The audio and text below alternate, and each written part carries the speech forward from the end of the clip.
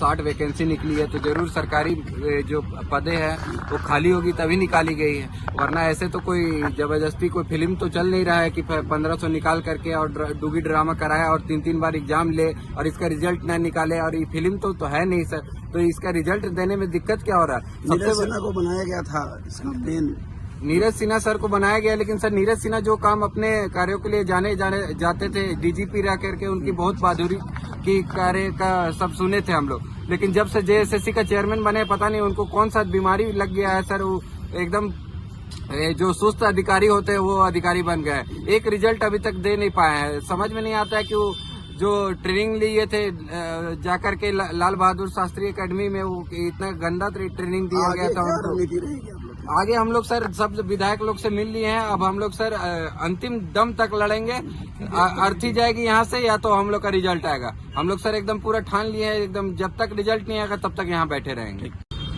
Sir हम आमरण sir कर रहे सर, मेरा भी तबीयत कल खराब था सर, फिर भी सर बेड में पड़ते हुए भी हम लोग कर रहे सर। हम लोग को समझ में नहीं आ रहा है सर क्यों ये सरकार हम लोग का भविष्य के साथ खेल रही है सर समझ में नहीं आ रहा है सर। हम लोग हर 3 साल से सर 3 बार एग्जाम दे के हम लोग त्रस्त हो गए सर, कुछ समझ में नहीं आ रहा है सर। हम लोग सर एमएलए एमपी सबके पास जाते हैं सर, सब मंत्री से मिलते हैं, लेकिन हर जगह से एक ही को होता है, आपका काम हो रहा है, आपका रिजल्ट बन रहा है, लेकिन कब आएगी रिजल्ट सर। हम लोग सर 3 दिन से आमरण अनशन पर बैठे हैं, भूखे प्यासे सर, लेकिन हम लोग को सूद लेने वाला कोई नहीं है सर। कोई कभी यहाँ कोई एम्बुलेंस भी नहीं है सर कि हमारे सीट देगा। ये देखिए सर हमारे साथी ये सर बेसूद पड़े हुए हैं सर, लेकिन कोई सूद लेने वाला नहीं है सर यहाँ।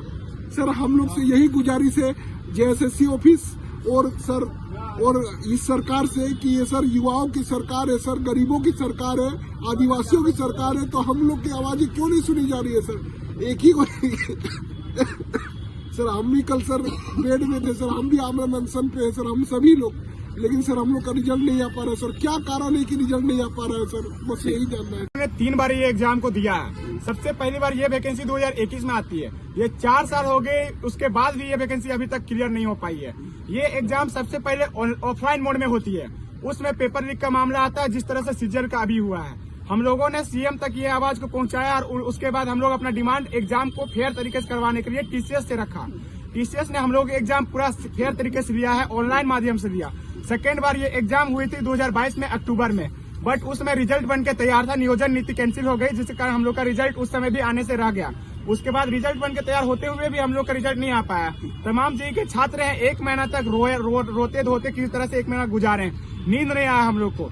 उसके बाद यही वैकेंसी फिर से 2023 में आती है, यही एडवर्टाइजमेंट, उसके बाद सीट भी उसमें लगभग 1560 पदों पे मतलब ये नियुक्ति होने वाली थी, इसमें यही वैकेंसी का फॉर्म मतलब भरवाए जाते हैं। उसके बाद ये ऑनलाइन माध्यम से एग्जाम होती है, जो इंडिया का सबसे भरोसेमंद एजेंसी है, जो कि ये वर्ल्ड लेवल पे भी एग्जाम करवाती है। ये इस एजेंसी के द्वारा एग्जाम करवाने के बाद भी इसका पूरा फेयर तरीके से एग्जाम हुआ है। अभी एग्जाम हुए 4 महीना बीत गया, लेकिन इसका रिजल्ट नहीं आया अभी तक। सिर्फ और सिर्फ आया है तो सिर्फ आंसर की आया हुआ है। पता चलता है जेएसएससी ऑफिस से कि इसका भी एग्जाम का मतलब जो भी है रिजल्ट बन के रेडी है, बट पता नहीं क्या रीजन है, हम लोग को भी स्पष्ट पता नहीं चल रहा है और रिजल्ट अटका हुआ है सर। अभी तक 4 महीना हो गया है।